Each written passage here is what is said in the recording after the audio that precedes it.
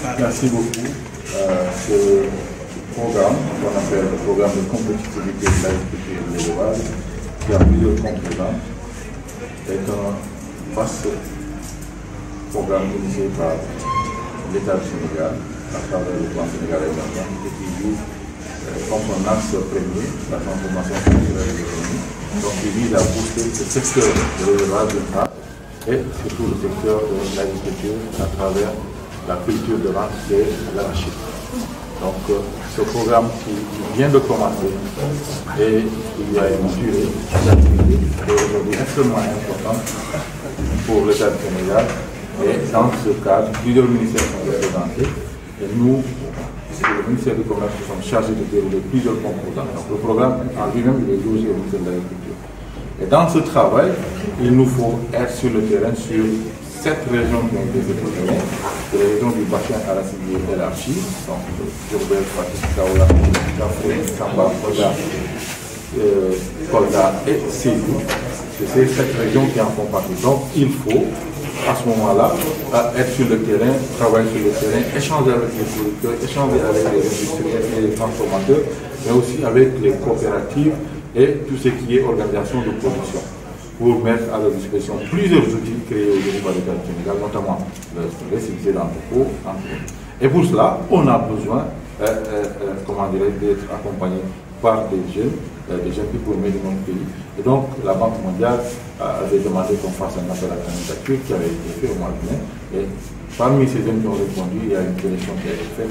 Donc, c'est des jeunes diplômés qui vont accompagner l'organe aussi le programme de compétitivité de l'agriculture a déroulé ces différents composants dans plusieurs départements, plusieurs régions du Sénégal. Donc la formation est la formation qui a commencé depuis le 2 août jusqu'aujourd'hui, qui prend fin aujourd'hui le 5, et vise à les outiller, à les donner les éléments nécessaires pour pouvoir servir mieux leur pays sur le terrain. Et c'est au nombre de combien ces jeunes?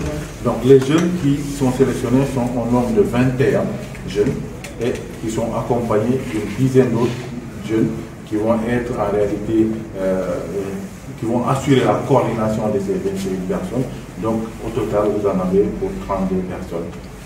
Concrètement, quels sont leurs rôles dans les systèmes de récépissé d'entrepôt? Alors, donc, le critère de base de recrutement était d'être diplômé, d'avoir au moins le bac, et l'appel à candidature avait été lancé dans les journaux. Les différentes candidatures ont été répondues. Donc, dans les profils, vous en avez du tout. Vous avez des comptables, vous avez des agronomes, vous avez des ingénieurs en développement rural, vous avez des financiers, vous avez même des gens qui ont fait la communication. Donc, les profils n'avaient pas été, la Banque mondiale n'avait pas une vision sur les profils. L'idée était que ce soit des jeunes qui soient des jeunes universitaires au moins de bac. Donc, heureusement que nous avons ici, à la plupart des cas, des jeunes qui ont au moins 2 ans d'université, donc pour la plupart, c'est des master et la licence. Donc, le rôle, c'est de, comme je l'ai dit tantôt, c'est de mettre à disposition des acteurs de l'agriculture les différents outils qui sont mis en place, dont le système de récépissé d'entrepôt. Le récépissé d'entrepôt, comme on dit, est une nouvelle initiative, une nouvelle création de l'État du Sénégal qui a 2 principaux outils. D'abord, c'est l'infrastructure de stockage, l'entrepôt de stockage, pour permettre aujourd'hui aux producteurs d'éviter le bradage de leur culture, d'éviter les pertes post-récolte, d'éviter les inquiétudes de comment commercialiser la production. Comme vous le savez, les initiatives de son excellence président Macky Sall ont fait que le pays est aujourd'hui presque autosuffisant dans plusieurs spéculations. Et ces spéculations, aujourd'hui, il faut, dès que le producteur les sort, qu'il ait un endroit où les stocker et qu'il ait une possibilité de mieux les commercialiser.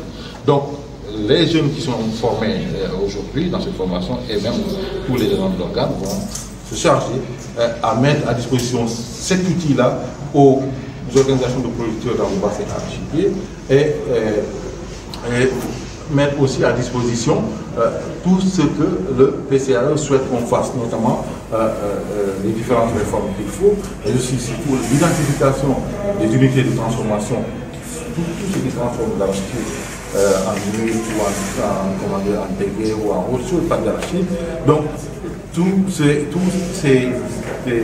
unités doivent être accompagnées. Et l'accompagnement des unités, ce sera des équipements qui leur sera mis à disposition.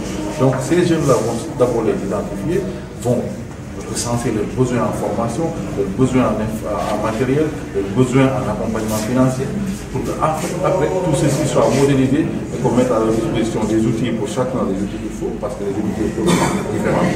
Pour chacun le matériel qu'il faut, la formation qui est adaptée pour que puisse transformer et que ce produit transformé ne soit pas aussi toxique, ne soit pas nocif à la consommation publique.